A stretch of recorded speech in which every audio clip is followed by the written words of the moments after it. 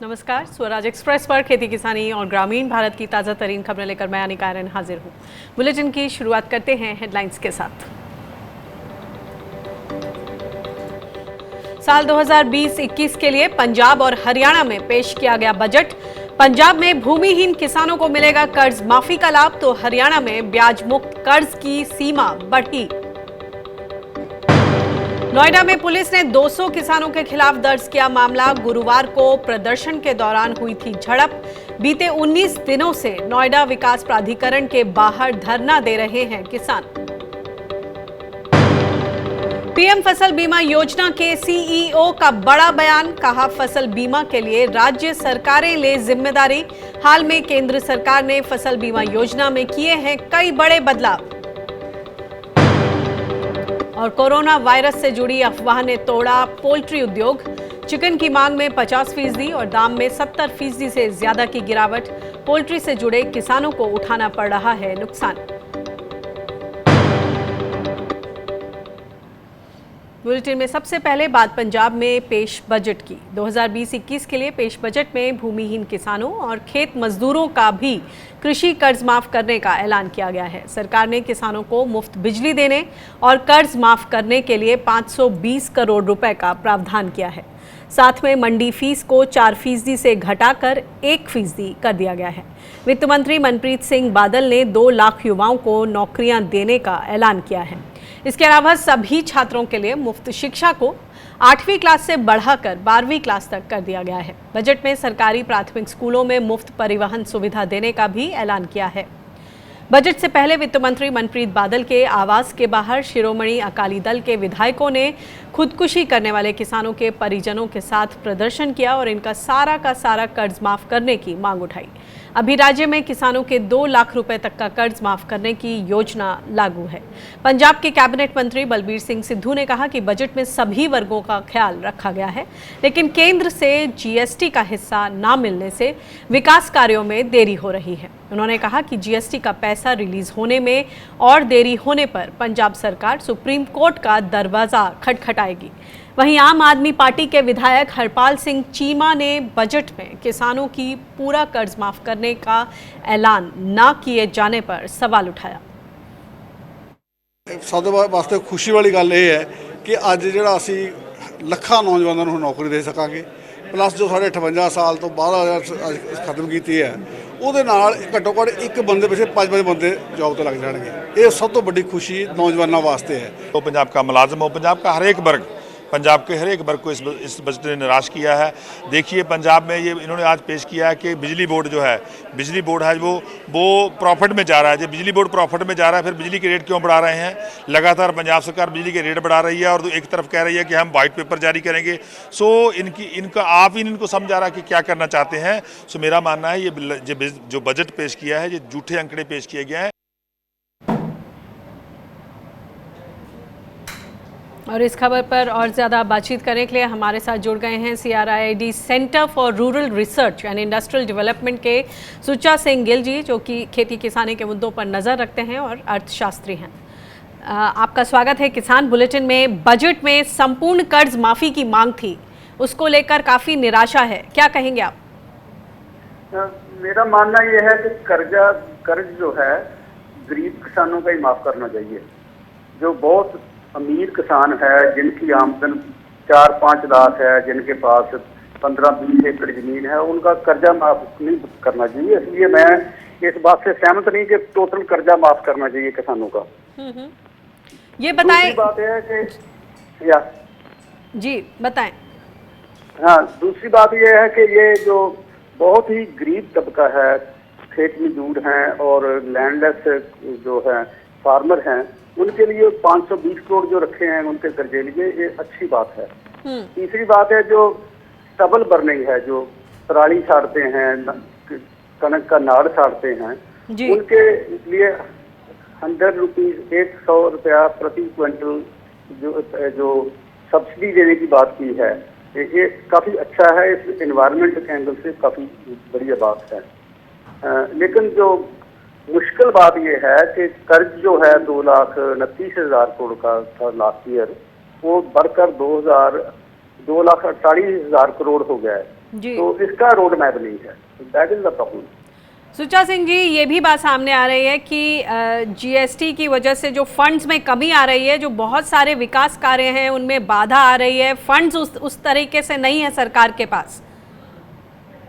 ऐसी बात है कि जो 15वें फाइनेंस कमीशन की इंटरनल रिपोर्ट आई है, उसमें पंजाब को कोई 12-13 हज़ार करोड़ एडिशनल पैसा देने की कोशिश सेंट्रल गवर्नमेंट ने की है। इसकी वजह से पंजाब का बजट जो है थोड़ा सा बेहतर हो गया लास्ट ईयर से। एक और बात, ये जो एमएसपी पर जिस तरह की संकेत मिल रहे हैं सरकार की तरफ से, स्टॉक लिमिट की चाहे बात हो या फिर एमएसपी को जो एक कानूनी गारंटी देने की बात है, वो चीज़ें नहीं हुई, तो खेती किसानी के लिहाज से जो किसान हैं जो एमएसपी की मार झेल रहे हैं, एमएसपी घोषित होने के बावजूद उन्हें सही भाव नहीं मिल रहे, या फिर एमएसपी से सरकार हाथ खींचने के जो संकेत दे रही है, स्टॉक लिमिट की बात हो रही है, उस पर क्या?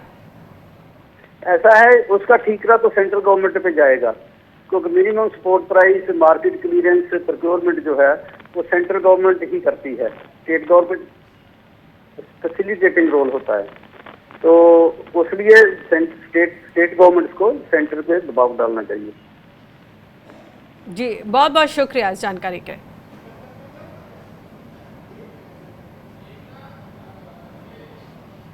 हरियाणा में भी वित्त विभाग संभाल रहे सीएम मनोहर लाल खट्टर ने 2020-21 के लिए बजट पेश किया। बजट में किसानों के लिए ब्याज मुक्त कर्ज की सीमा बढ़ाई गई है। अब तक ये सुविधा केवल सहकारी बैंकों से 1.5 लाख रुपए कर्ज तक सीमित थी, लेकिन अब किसान सभी राष्ट्रीय और सहकारी बैंकों से 3 लाख रुपए तक ब्याज मुक्त कर्ज ले सकेंगे। सरकार ने किसानों के लिए बिजली की दरों में कटौती की है। अब किसानों को 7 रुपये 50 पैसे प्रति यूनिट की जगह 4 रुपये 75 पैसे बिजली देनी होगी। साथ ही दूध उत्पादकों के लिए सब्सिडी को 4 रुपये से बढ़ाकर 5 रुपये प्रति लीटर करने का ऐलान किया है। बजट में अगले साल सभी बड़ी मंडियों में क्रॉप ड्रायर लगाने और सब्जी मंडियों में महिला किसानों के लिए 10% जगह आरक्षित करने का ऐलान किया गया है। इसके अलावा कीनू, अमरूद और आम के बाग लगाने पर 20,000 रुपये प्रति एकड़ अनुदान देने और हर ब्लॉक में पराली खरीद केंद्र बनाने की भी बात कही गई है। सतत कृषि विकास अर्थात सस्टेनेबल एग्रीकल्चर के लिए राज्य में जैविक व प्राकृतिक खेती का क्षेत्र बढ़ाना बहुत आवश्यक है। अगले महीने अल्प बजट प्राकृतिक खेती पर आयोजित की जा रही एक राज्य स्तरीय कार्यशाला में राज्य भर के प्रगतिशील किसानों से विस्तृत चर्चा उपरांत एक कार्य योजना तैयार की जाएगी। अगले 3 वर्ष में 1 लाख एकड़ क्षेत्र में जैविक व प्राकृतिक खेती का विस्तार किया जाएगा। इसके लिए उपयुक्त धनराशि का प्रावधान किया जाएगा। हरियाणा के पूर्व मुख्यमंत्री भूपेंद्र सिंह हुड्डा ने बजट को निराशाजनक बताया। उन्होंने कहा कि सरकार ने धान खरीद घोटाले की जांच से लेकर किसानों को बोनस बढ़ाने जैसे मुद्दों को नजरअंदाज किया है। सारे किसी वर्ग का नहीं रखा गया। जो ये वायदा करके आए हैं, जिस वायदा लेके वोट लेके आए हैं, एक कदम भी उधर नहीं रखा गया। कोई कॉमन मिनिमम प्रोग्राम नहीं, कोई किसान का ख्याल रखा नहीं, गरीब आदमी का रखा नहीं, खिलाड़ी का रखा नहीं, कर्मचारी का रखा नहीं। सर, लेकिन कृषि मंत्री का कहना है कि किसानों पर केंद्रित रहा है पूरा बजट। आपको लगता है कि किसानों का क्या दिया किसानों को? किसानों कर्जा माफ किया, इनका वायदा था कर्जा माफ करेंगे हम। किसानों को कोई बोनस नहीं दिया, खाद के घोटाले की जाँच नहीं कराई। जो कर्ज बढ़ाए सर, उसको लेके क्या कहेंगे? कर्ज बढ़ाने का काम 4 वाक की नीति पे चल रहे हैं। कर्जा लो, घी पियो, मरने के बाद कोई नहीं पूछेगा।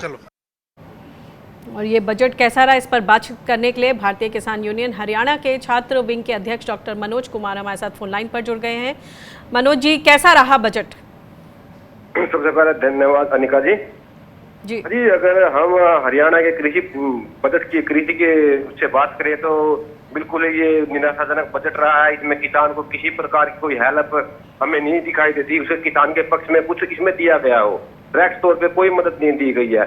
ये सीधा सीधा पूरे का पूरा जो हमारा बजट है वो कहीं ना कहीं एग्रो इंडस्ट्री के इधर गिरद घूम रहा है। इसमें जो भी कुछ दिया गया है एग्रो इंडस्ट्री को ही दिया गया। अगर मैं ये आज काफी ठेकियां सरकार ने बिजली की दरें घटाई गई हैं, ब्याज मुक्त कर्ज की सीमा बढ़ाई गई है। मैं बिजली की दर से ही शुरुआत करता हूँ। इसमें बिजली की दर में एक शब्द लगाया गया व्यावसायिक जो बिजली की दी जा रही है, जिसमें कि फूड प्रोसेसिंग के लिए जो बिजली यूज होती है उसमें ज्यादातर एग्रो इंडस्ट्री ही इन्वॉल्व है। किसान को डायरेक्ट में कोई मदद नहीं मिली है कि उसकी ट्यूबवेल की बिजली के बिल कम किए गए हो या उनकी यूनिट के दर कम की गई हो। ये एग्रो इंडस्ट्री को फायदा पहुंचाने के लिए इसमें किया गया है। किसान के बिजली का बिल तो पर हार्स पावर उसको देना पड़ता है, इसलिए यूनिट फ्लैट रेट पे किसान बिजली खरीदता है, यूनिट के हिसाब से बिजली खरीदता ही नहीं जी। ये मीटर जो किसान के खेत में मीटर नहीं है। अगर मैं बात करता हूँ ये लोन की, तो पहले तो बात हमें लोन की आवश्यकता ही नहीं है। हमें लोन क्यों दे रहे हो? हमें आप हमारी फसलों के मूल्य दीजिए, उचित मूल्य दीजिए, हमारा 1.5 गुना जो स्वामीनाथन में रिकमेंडेशन है वो हमें दीजिए, हमें कर्जे की आवश्यकता नहीं है। और दूसरी बात, कर्ज में ऐसी अनाप शनाप इन्होंने शर्तें लगा दी हैं जिसमें कि एक तो ये कि अब पिछले कर्ज का पूरा, जिसमें सबसे जो अनाप शनाप शर्त में अगर मैं कहूँ कि जो संस्था कर्ज देगी और जो संस्था हमारी ग्रोथ को खरीदेगी डायरेक्ट वो पेमेंट वहां देगी, उसकी किसान के कर्ज की अदायगी डायरेक्ट वो संस्था करेगी जो आपका अनाज का खरीद रही है। तो एक ऐसी शर्त इन्होंने लगाई है, तो बड़ा ही निराशाजनक ये बजट रहा है। अब इसमें ये भावांतर योजना का वर्णन कर रहे थे, इसमें जी इन्होंने 3,60,000 किसानों को भावांतर के अकॉर्डिंग इन्होंने सहायता दी है। उसमें इन्होंने 300 करोड़ रुपए दिए हैं टोटल। 3 लाख लोगों को 300 करोड़ रुपए की सहायता दी। क्या दिया? ये तो पूट के मुंह में जीरा भी नहीं दिया इन्होंने पिछले अपने कार्यकाल में जी। तो मैं तो यही कहूंगा कि इस पूरे ही बजट में किसान के लिए कुछ नहीं है। लॉलीपॉप भी क्या देते, इसमें लॉलीपॉप भी इन्होंने नहीं दिया किसान को। जी, बहुत बहुत शुक्रिया इस जानकारी के लिए।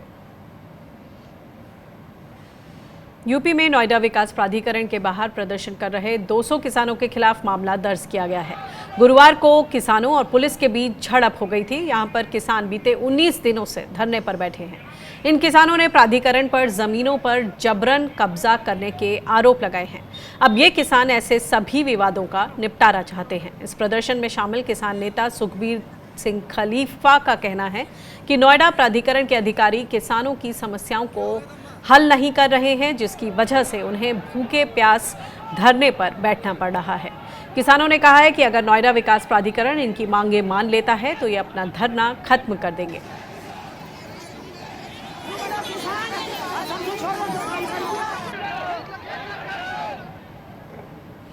राजस्थान के जालौर में किसानों ने केंद्र की ओर से प्रस्तावित एक्सप्रेस हाईवे के खिलाफ बेमियादी महापड़ाव शुरू कर दिया है। ये एक्सप्रेस वे भारतमाला परियोजना के तहत बनाए जाने हैं।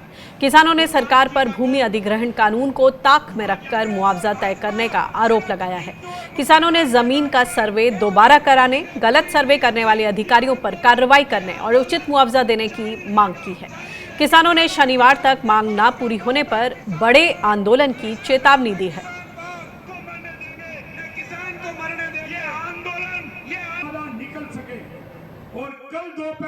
बाड़मेर में जो अनार के बाग हैं उनको बचाने के लिए इस रोड को स्टेट हाईवे 28 नंबर से ले जा करके और 68 नंबर में मिलाया जाए, क्योंकि गुजरात में पहले ये रोड 68 नंबर से जा रहा है। ये हमारी एक मांग है। और दूसरी हमारी मांग है बाकी जिलों के लिए जो मुआवजा है वो हमारा मार्केट दर के आधार पर मिले, जो इन्होंने मार्केट दर के आधार पर नहीं दिया है। और तीसरी हमारी मांग है कि आपके जो अधिकारी दोषी हैं उनको 3 साल की सजा का कानून में प्रावधान है, आप उनको 3 साल की सजा दिलाने का काम करें। छत्तीसगढ़ के मुख्यमंत्री भूपेश बघेल ने टोकन पाने वाले किसानों का धान खरीदने का वादा किया है। विधानसभा में उन्होंने कहा कि किसानों को धान के लिए प्रति क्विंटल 2500 रुपए कीमत दी जाएगी। इसके लिए बैंकों के साथ साथ बाजार से कर्ज लिया जाएगा, लेकिन अपने किसानों को दुखी नहीं होने दिया जाएगा। सीएम बघेल ने बताया कि इस साल किसानों से 63 लाख टन धान माफ कीजिएगा 83 लाख टन धान खरीदा गया है, जो अपने आप में रिकॉर्ड है। चिकन खाने से कोरोना वायरस नहीं फैलता है, ये चेतावनी जारी होने के बावजूद लोग चिकन से दूरी बना रहे हैं। इसका सीधा असर चिकन की मांग और दाम पर पड़ा है। बीते 1 महीने में चिकन की बिक्री में 50% से ज्यादा गिरावट आई है, जबकि इसके दाम 70% तक गिर गए हैं। गोदरेज एग्रोवेट के एमडी बीएस यादव ने बताया कि हर हफ्ते 7.5 करोड़ होने वाली चिकन की बिक्री अब घटकर 3.5 करोड़ हो गई है। वहीं इसकी कीमत 100 रुपये प्रति किलो से घटकर 35 रुपये प्रति किलो आ गई है। चिकन से कोरोना वायरस फैलने के पीछे व्हाट्सएप से फैली अफवाह को जिम्मेदार बताया जा रहा है। इससे पोल्ट्री उद्योग और किसान प्रभावित हुए हैं।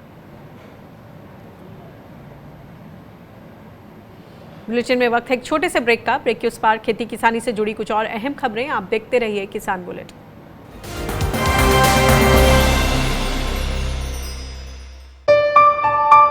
चलो इतिहास के कुछ पन्ने पलटते हैं। चलो उस दौर में कुछ दूर चलते हैं। हो बात ग्वालियर की या हो कहानी मुमताज की, बेगम नवाब की झलकियां या हो बात काले ताज की, हर तरफ पसरा यहाँ इतिहास है। यूं ही नहीं कहते सभी, मध्य प्रदेश तो कुछ खास है। वक्त के निशान।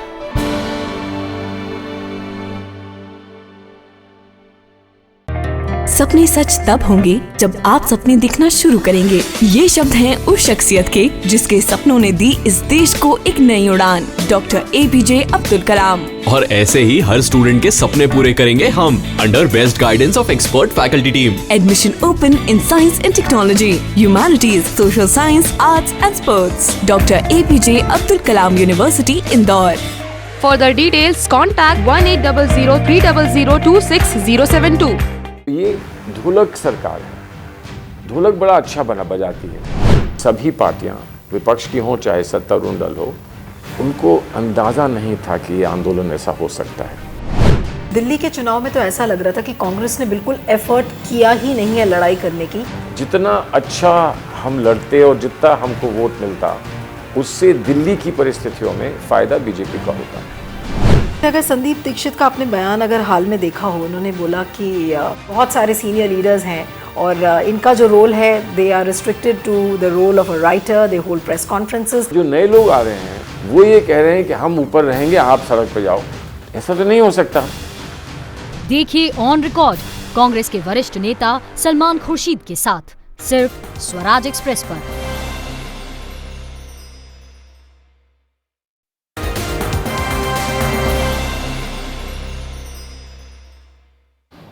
ब्रेक के बाद आपका स्वागत है। आप देख रहे हैं किसान बुलेटिन। सहकारी संस्था नेफेड अब इलेक्ट्रॉनिक नेशनल एग्रीकल्चर मार्केट यानी ई-नाम के जरिए न्यूनतम समर्थन मूल्य यानी MSP पर फसलों की खरीद करेगा। शुक्रवार को बिजनेस लाइन एग्री समिट में नेफेड के अतिरिक्त प्रबंध निदेशक सुनील कुमार सिंह ने कहा कि नेफेड ई-नाम के जरिए MSP पर फसलों की खरीद करने के लिए तैयार है। इस समिट में किसानों की आय दोगुनी करने और इसमें आने वाली बाधाओं पर चर्चा की गई। इसमें शामिल एग्रो कॉप इंडिया की गरिमा जैन ने देश में मंडियों के विकास पर असंतोष जताया। उन्होंने कहा कि अभी इस दिशा में बहुत काम किया जाना है। Initially explain the role and responsibility of NAFED in providing the MSP to the farmers, which again is their rightful claim and is the right market for them to get the MSP as set out by Government of India. The Government of India sets the MSP.